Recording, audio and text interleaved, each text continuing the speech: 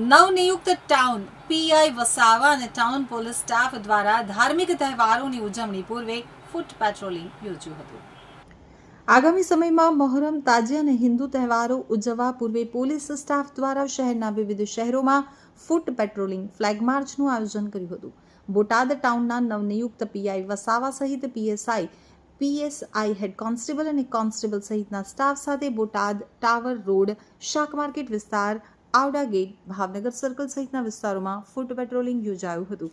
Traffic નિયમના પાલન માટે લોકોને સૂચિત કરવામાં આવ્યા અને શહેરના તમામ વિસ્તારોમાં કાયદો અને વ્યવસ્થા જળવાઈ રહે તે માટે અનુશાસનમાં ધાર્મિક તહેવારો, ઉત્સવોની ઉજવણી થાય તે ઉદ્દેશ્યથી આ વિસ્તારોનું નિરીક્ષણ કરવામાં આવ્યું હતું। હું PI NV Vasava, Botad town police station.